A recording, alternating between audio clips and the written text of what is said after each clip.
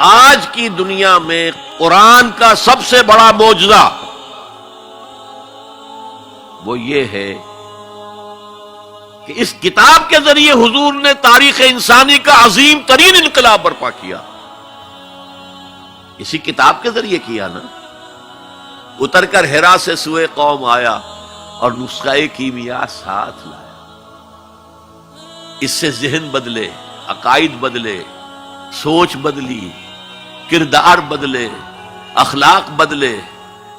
پھر انہوں نے طاقت بنا کر اور کوڑا بنا کر باطل نظام پر دے مارا اور نظام حق کو قائم کر کے دکھا دیا. اور یہ سارا عمل قرآن کے گرد گھومتا ہے. دعوت دو قرآن کے ذریعے سے. میں نے آج جمعے میں ایک مثال دی تھی کہ 5ویں جماعت سے سائنس کا مضمون شروع ہوا تو پہلا تجربہ جو ہم سے کرایا گیا وہ یہ تھا کہ لکڑی کا برادہ، جہاں لکڑی چیری جاتی ہے تو نیچے برادہ جمع ہو جاتا ہے، اور لوہ چون یعنی آئرن فائلنگز، ان کو گڑبڑ کر دیا، کہا انہیں علیحدہ کرو. کیا ایک ایک چنیں گے؟ اور پھر راستہ بتایا کیسے کرو.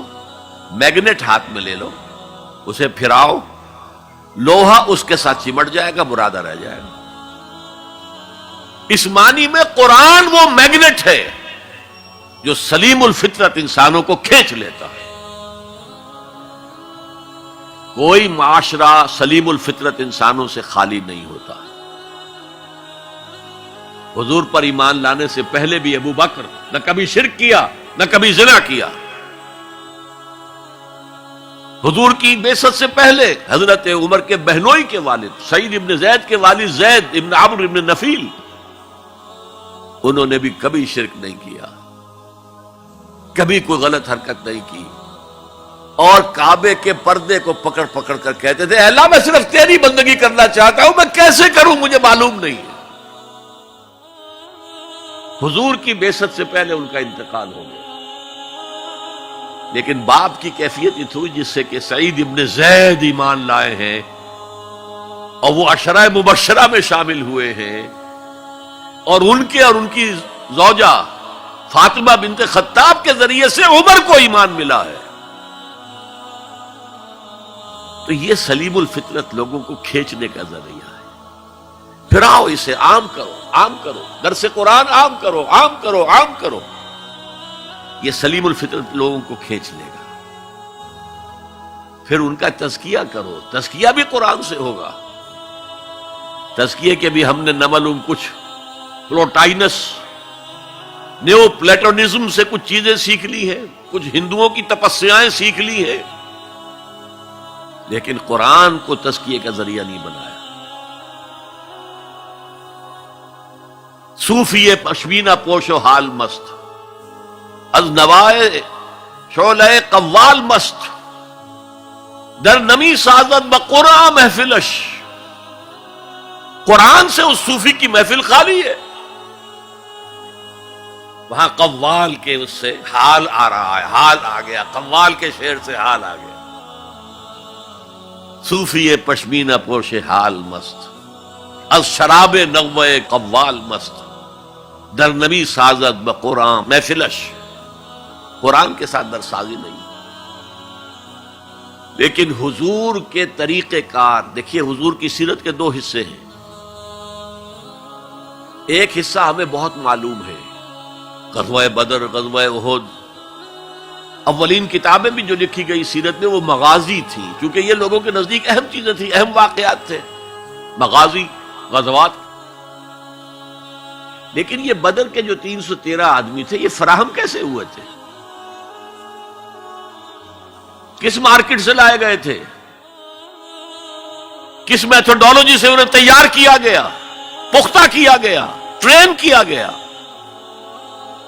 یہ ہے غور طلب معاملہ.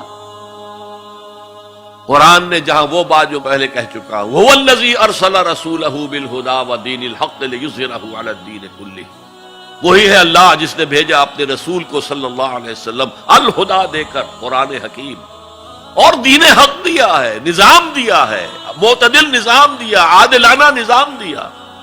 سسٹم آف سوشل جسٹس دیا تاکہ اسے غالب کرے، قائم کرے. یہ ہے مقصد بعثت محمدی صلی اللہ علیہ وسلم. باقی کسی نبی کے لیے یہ الفاظ نہیں آئے، نوٹ کر لیجئے. حضور کے لیے 3 مرتبہ آئے، سورہ توبہ میں آیت نمبر 33، سورہ فتح میں آیت نمبر 28، سورہ صف میں آیت نمبر 9، 3 دفعہ یہ الفاظ آئے. نظام کو قائم کر کے دکھاؤ.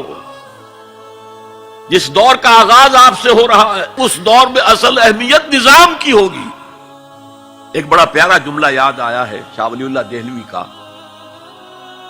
اگر کسی معاشرے میں تقسیم دولت کا نظام غلط ہو جائے تو اس کے 2 نتیجے نکلتے ہیں اور دونوں انتہائی تباہ کن. ایک طرف دولت کے انبار ہوں گے، اس کا نتیجہ کیا نکلے؟ عیاشی ہوگی، بدماشی ہوگی، گلچھرے ہوں گے، اسراف ہوگا، تبذیر ہوگی. اور یہی تلوار دوسری طرف کاٹ رہی ہے. دوسری طرف احتیاج ہوگی، بھوک ہوگی، محتاجی ہوگی. یہ عیاشی کی وجہ سے گمراہ ہو گئے. اور یہ کاد الفقر ان یکون کفرا، حضور نے فرمایا فقر تو کفر کے قریب پہنچا دیتا ہے انسان کو. يا رب فاجمعني بكل الصحب والأحباب واكتب لنا أن ندخل الجنات بالريان.